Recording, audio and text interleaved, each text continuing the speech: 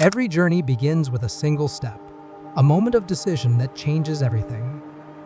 In a world filled with noise and distractions, there are stories that resonate deeply, stories of transformation, redemption, and hope. Welcome to Stories of Faith, where we explore the extraordinary journeys of ordinary people whose lives were forever changed by a simple yet profound belief. From the brink of despair to the heights of spiritual awakening, these are the testimonies that inspire, challenge, and uplift. Join us as we delve into the personal narratives of individuals from all walks of life, each with a unique story of how faith found them, transformed them, and set them on a new path. But before that, this is Redemption Mandate, where we share spiritual and transformational messages that change lives. Like the video and subscribe to the channel if you find what we do interesting. Now back to our video. Meet Kristen, whose life took a miraculous turn after surviving a suicide attempt. Folks, can you give a warm welcome to my friend Kristen Anderson? It was 12 years ago when Kristen was 20 that we first met.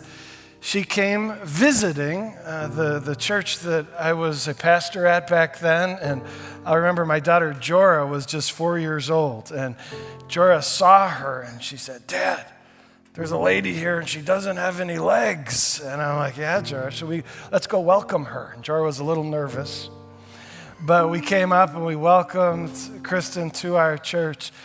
And then after we talked, Jorah said, "Dad, why doesn't she have legs?" And I said, "Jorah, I don't know. Obviously, she's got a story." I said, "Maybe we'll have a chance to hear that story. Bless us with your story." Thank you so much. I'm very excited to be here today, and I thank you all for coming and listening. I'm going to start out by talking about my story from the beginning. I grew up about an hour north of Chicago, and I had a great family. I had two parents. They were always married, my mom and dad. When I was in junior high, I started to realize the world wasn't as great as I thought it was, and people weren't as genuine as I thought they were. And for the first couple years of high school, life went well. I had a lot of friends. My boyfriend was prom king. Life just seemed to be going well again. I was on the soccer team, but very quickly and very unexpectedly, a number of things went wrong. And among those things, I lost 4 of my friends. I lost one because of a brain tumor. I lost one because of a car accident. I lost one because of a motorcycle accident. And I lost one because of suicide. And on top of that, within a year and a half's time, I lost my grandmother. I was raped, and I was being stalked by 2 young men. I had no idea how to handle any of it. I didn't know that I could go to God for comfort, for wisdom, for strength, for understanding. I thought that I had to just handle it all on my own, so that's what I tried to do. I tried to just keep it all inside and just hope that it would get better. I was sort of the friend that everybody went to for help with their problems, so I kept all of my problems inside and just put a smile on my face and pretended like everything was okay. And until 3 months later when I was sitting on the train that day. And that's when suicide entered my mind as an option or as an answer. I really had never considered it before, but I began to consider it in that moment. And I was very back and forth in my mind because I knew it wasn't the answer. I just didn't know what the answer was. I wasn't sure where else to turn. So I would think things like, it's going to get better, and then I would think it's not going to get any better. I would think there's a reason I'm here, and then I would think there's no reason I'm here. I would think there's something I'm supposed to do here, and then I would think there's nothing I'm supposed to do here. And I was back and forth in my mind like that for about an hour and a half. I didn't realize it at the time, but I think there was a spiritual battle going on in my mind between good and evil, between God and Satan. But I just felt like I was really confused, like I didn't know what was right and what to do anymore. But as I was back and forth in my mind like that for an hour and a half, all of a sudden a train started to come. And I hadn't made a decision. I didn't know what I was going to do, but it was freezing cold out. It was the middle of the winter. It was January 2nd, actually, 8:30 at night. And I was very cold. I had my winter coat on. I had these thin back gloves on. I could see my breath, but I knew I couldn't stay outside much longer. My hands were getting very cold. I knew I had to make some sort of decision or go somewhere. So just very impulsively, I decided to lay down on the tracks. And I remember as I got off the train I was sitting on, I just tried to push down the fear and the shame that I felt on the inside because I knew I wasn't making the right decision. I just didn't know what else to do anymore. And I remember as I lay down on the tracks, I closed my eyes, I clenched my fists, and I turned my head in the opposite direction than where the train was about to come from.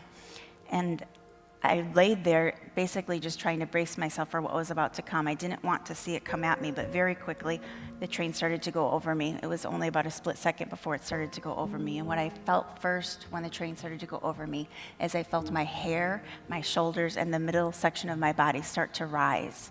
And very quickly after that, I felt something push me down and hold me down into the ground. And I very seriously believe that that was God just very mercifully protecting me and sparing my life. It says in the police report that I was run over by 33 freight train cars, 55 miles per hour. And I've been told by a number of conductors and engineers that I basically shouldn't have lived, or I should have been torn to pieces. But obviously that isn't what happened to me.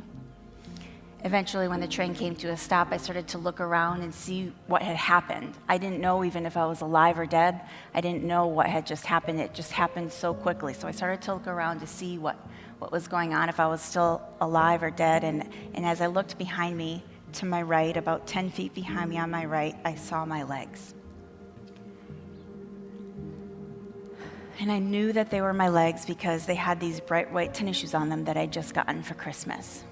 But it felt like a terrible nightmare. It felt like this could not be my reality. So I gathered myself emotionally as best as I could. I used my arms to crawl out from underneath the train. And as I looked down at my legs to see if they were actually gone, I couldn't see anything where my left leg was because it was dark out and it had been severed so high. So I turned my attention to my right leg, and it looked like it had been severed below the knee, but I'd never seen my leg like that before. I'd never even seen an amputated leg before. So I took my hand and I ran it below where it looked like it had been severed. And when I did that, I unintentionally brought my hand up to my face. And when I brought my hand up to my face, I saw all of the blood. And that's when the pain started to hit me, because when the train was going over me, I felt pain, but it was sort of a dull in the background sort of pain. And when I saw the blood, it was much more real sort of pain, loud in your face sort of pain.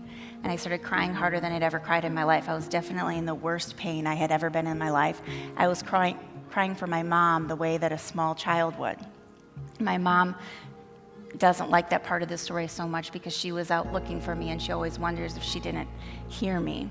But even if she could have heard me, there's nothing that my mom could have done to help me in that moment.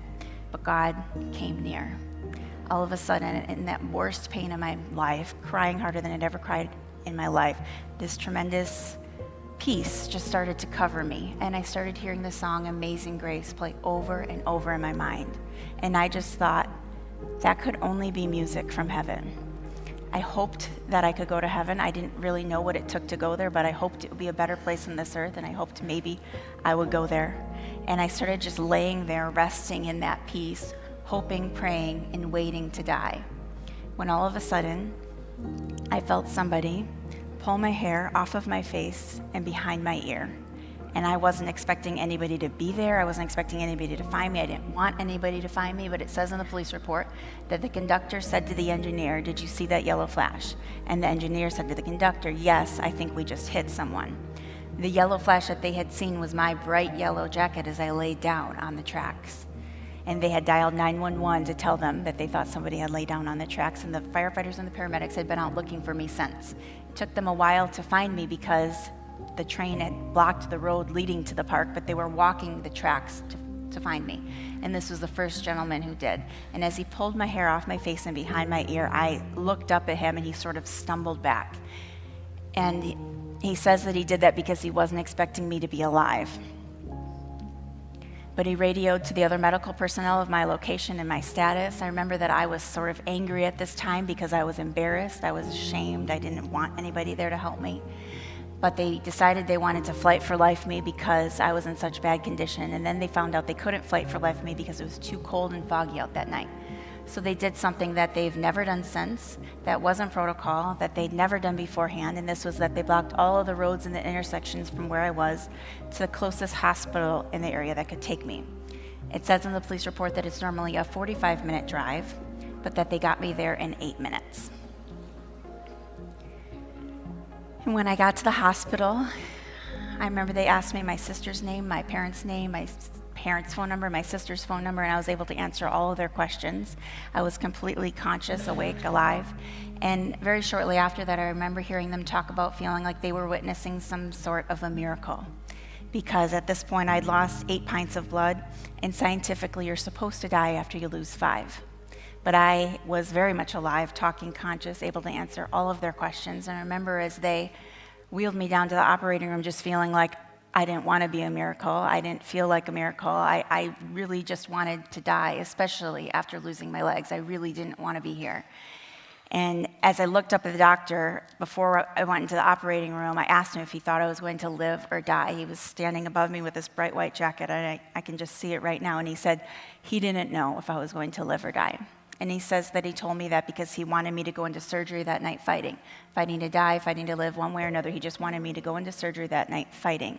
And I was in surgery the whole night.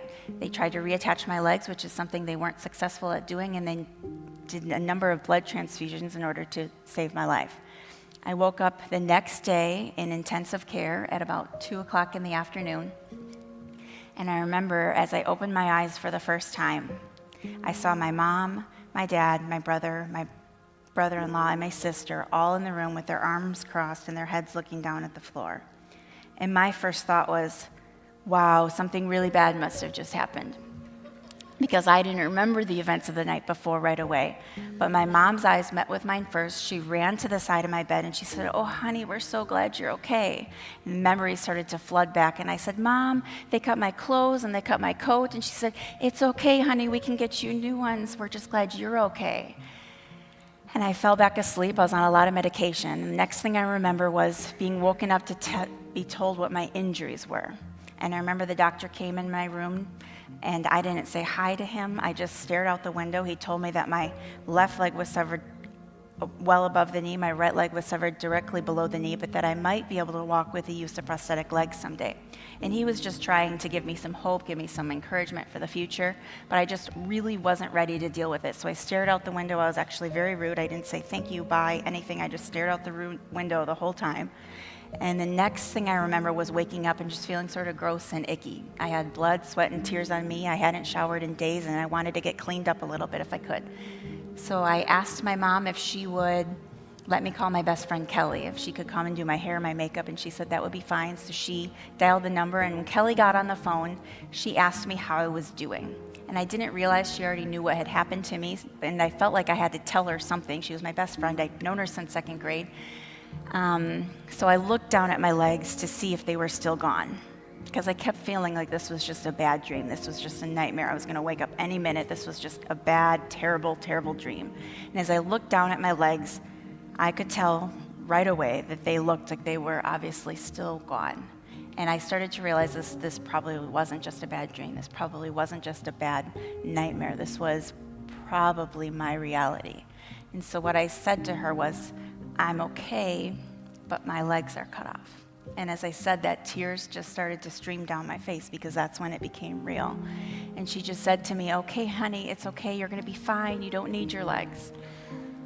And sometimes people think that's so simple, that's so trite. How could she have just said that?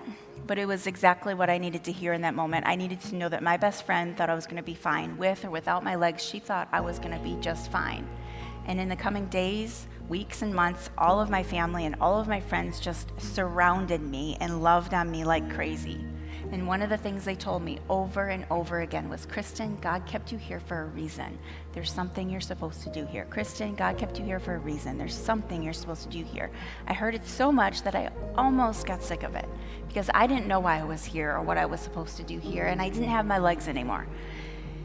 But eventually, one particular weekend, we got out of the hospital, and on that Sunday, we went back to church.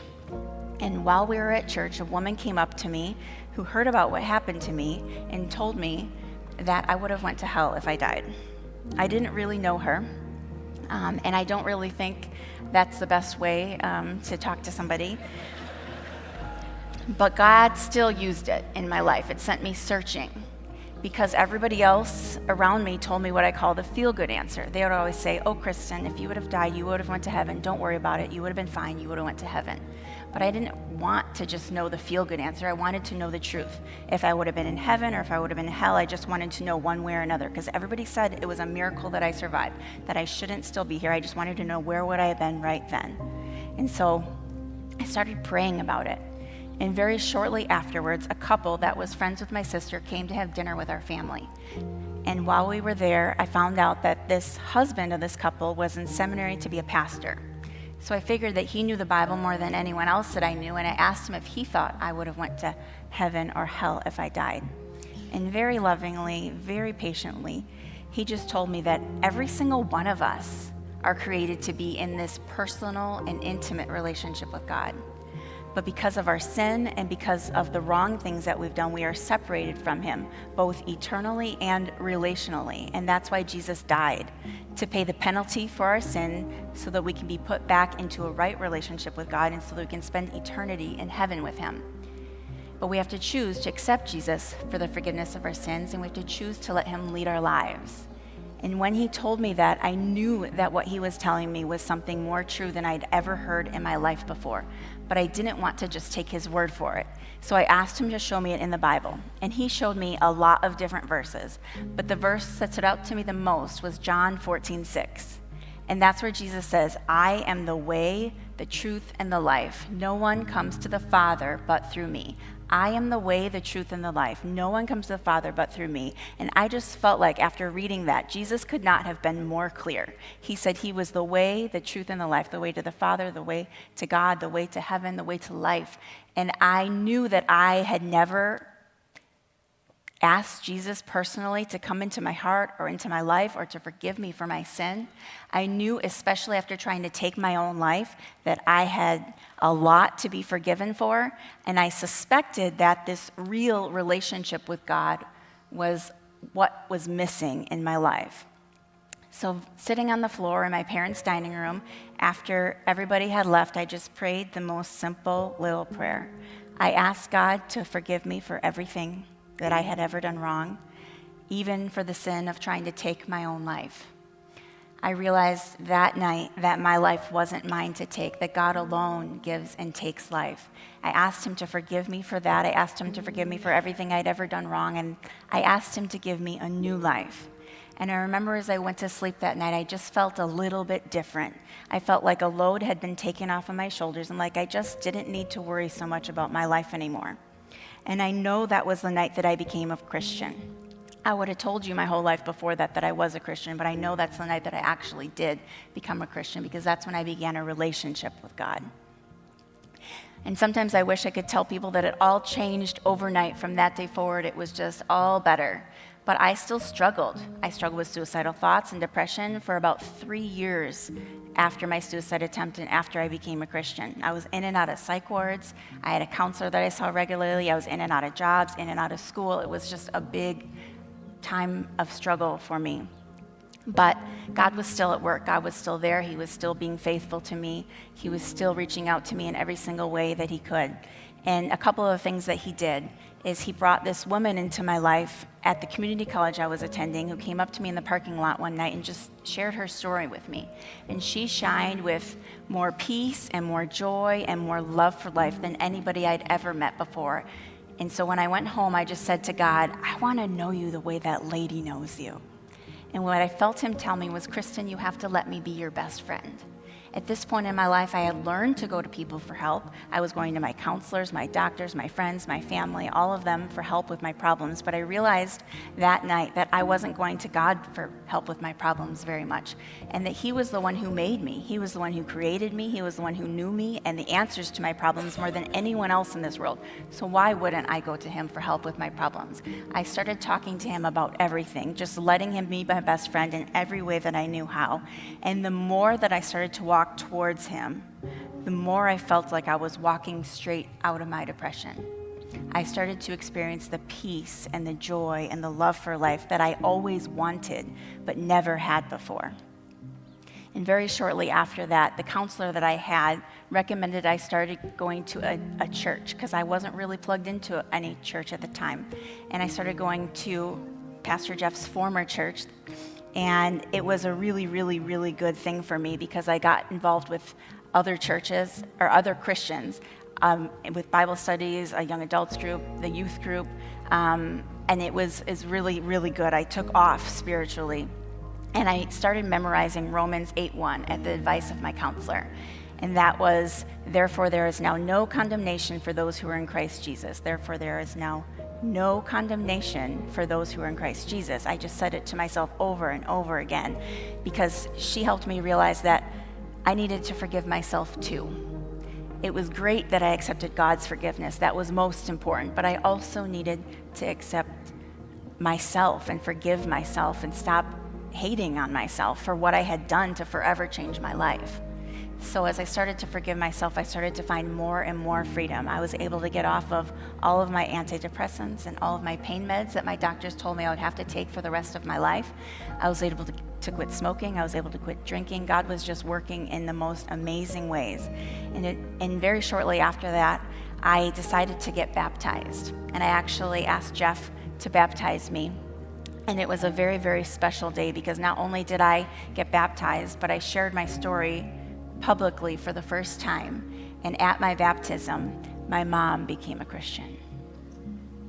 And she started bringing my dad to church with her, and he became a Christian. He started bringing my brother to church with him, and he became a Christian. And it was the most amazing and special time for our family because we would have always told you that we were Christians. We would have always told you that we believed in God even. But we had no relationship with him. He was just a part of our lives on Sundays and maybe during a prayer before meals. That was the most. And now he became everything to us. He completely transformed our hearts, our lives, our family. We started listening to a lot of the same music, reading a lot of the same books, praying together, talking about things we never talked about before, going deeper than we ever had went before. We came closer than ever before. And it was just a really, really, really special and amazing time because God was redeeming so much in and through all of us. And very shortly after all of this, I was asked to share my story at the high school youth group I was volunteering in at the church. And that wasn't something I was really prepared to do or looking forward to doing or ever expecting to do, but I thought that I didn't want anybody to have to go through what I did to realize how big and faithful and important and special God is, how real he is. And so I shared my story as vulnerably as I could that first time at the high school youth group. And when I was done, almost every single one of the high schoolers came up to me and told me that they struggled with suicidal thoughts or depression, or they knew somebody who did. And that's when I realized that it was a much bigger issue than I ever realized before. Suicidal thoughts and depression were a much more common thing than I realized. And I started to have a burden to help those people. And then I started getting asked to share my story other places. And I remember thinking this, I would just do it one more time, but then another door would open. I would share my story and another door would open, and I would share my story and another door would open. And it just felt like I was living in a dream world. I never, ever, ever, ever, ever expected that what God did in my heart and in my life, he would use to help other people. But I was seeing, as I was sharing my story, almost like the chains fall off of people. I was seeing people choose life over death. Saw people choosing life over suicide. I was seeing people choose hope over sin and over death. And I just felt like I was in awe of God. I just was so humbled. I was so amazed because I never thought that I could do anything special in this world. I knew I was just an ordinary person, but I was realizing that I had a very extraordinary God who loves to use ordinary people. And as I moved forward, I eventually started a ministry for people who struggle with suicidal thoughts and depression. I realized that I couldn't help all the people that were reaching back to me for help by myself, but I wanted them to get the help that they needed. And I started going to Moody Bible Institute at that time. And if you knew me in high school, you would be very surprised that I went to Bible college, but it was really one of the most special times also in my life because I had so many wise people pouring into me and helping me learn how to study the Bible and how to minister to others. And while I was there, I got asked to share my story on the Oprah show. They were doing a show for suicide survivors that were using their second chance at life to make a difference in the world. And I sort of fit the profile, so they added me to the show. And very quickly afterwards, thousands of emails came in through the ministry website. But there was one email in particular that stood out to me the most, and it was written by a young man who wrote in capital letters in the subject line, almost seemed like bold print, "You saved my life." And people had said things like that to me before, but never had I seen it in bold capital letters like that or read it that clearly. And as I read his story, he told me that that day that my story aired on the Oprah show, he was planning to take his own life. He was just waiting for his mom to leave for work. And when she left for work, he walked into the living room with a gun in his hand. And as he went to turn the TV off, I was on the TV talking about how I had tried to take my life, how I had tried to attempt suicide, and how God had saved me and forever changed my life through Christ. And he said that he got down on his knees, he prayed to accept Jesus as his Lord and Savior, and he is now a youth pastor leading other people to the Lord. And I remember just reading his story that day thinking like, wow, God is really in the details. God knows exactly what he's doing. He cares so much about each and every single one of us. In those darkest, deepest, hardest times of my life, I held on to a verse that I got on a magnet when I was in the hospital. It was Jeremiah 29:11. You guys are maybe familiar with it. It says, "For I know the plans I have for you, declares the Lord, plans to prosper you and not to harm you, but to give you a hope and a future." And in those deepest, darkest, hardest, saddest times of my life and of my depression, I just held on to that verse. And I believed that even when I didn't have hope for myself, God had hope for me. Even when I didn't have plans for myself, God had plans for me. And even when I didn't have a future for myself, God had a future for me. And it was becoming more and more clear as I moved forward with my life. Very shortly after I shared my story on the Oprah show, I was asked to write it in a book. And I was getting asked to speak all over the world, many places that I couldn't go, and I knew a book could go. So I took 2 years and I wrote my story in a book with an amazing Christian author. And it was one of the hardest things that I've ever done, absolutely. But God is using it in more ways than I could have ever dreamed. It's in 8 languages now. And the book was given the title, Life in Spite of Me. And I can't take any credit for the title, but it really is probably the most fitting title because God has absolutely certainly given me life physically, spiritually, and emotionally, all in spite of my sin, in spite of my mistakes. He has been incredibly faithful, and he continues to be faithful for this day. He doesn't change. He is always there. Most recently, he has blessed me with a family. The man in that picture is my husband. His name is Alan, and he's a wonderful Christian man who loves Jesus and loves me more like Christ than anybody I've ever met before. He brought the girl, Vaden, into my life, and the son that we have, Christian, into my life that he had before we got married, and they're just irreplaceable. I can't imagine my life without them. And 2 years ago, we had the little baby who is in the picture, and his name is Grayson. So it's Vaden, Christian, and Grayson. And we named Grayson in honor of the grace that God had on my life. Grace is God's unmerited favor on each and every one of us. It's when he gives us his favor when we don't even deserve it. And I know so abundantly clearly that that is what he has done for me, and that is what he wants to do for you.